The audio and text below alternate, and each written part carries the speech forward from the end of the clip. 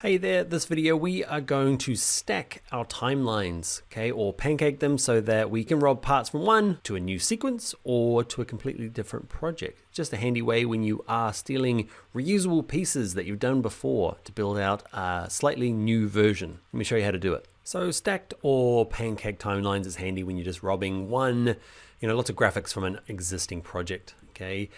So let's say that we're going to start with, I'm going to close that one down. I'm going to start with my horror multi one. Okay, and it's got a lot of stuff going on in here and I want to steal it for a new project or a new sequence. So new sequence, okay, this one's going to be my social vertical.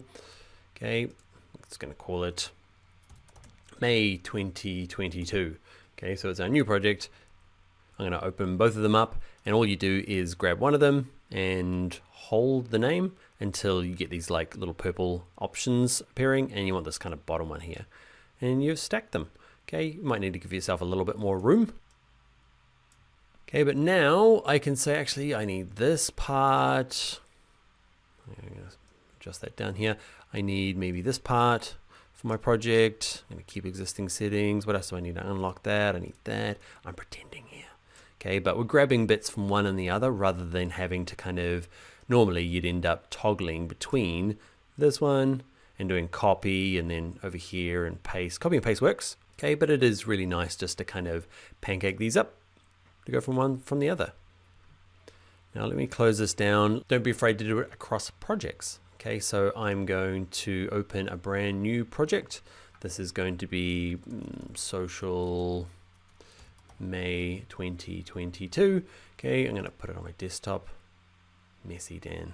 Messy. Okay, find my desktop. Where is it? Desktop. There it is. Okay, and you can have two projects open. And what's nice about it, when you're doing this kind of pancake, is let's stretch it out so I can see both of them, is I can make my new sequence in this new project. Okay, vertical. Here it is here. It's called sequence 1. I can toggle between these two projects. And I can also do the whole pancaking thing again, so that this is a completely separate project from this one. And can you see this new project has nothing in it but a sequence. But if I bring this across, if I go, yep, you're in here, please. Keep existing settings, you come along.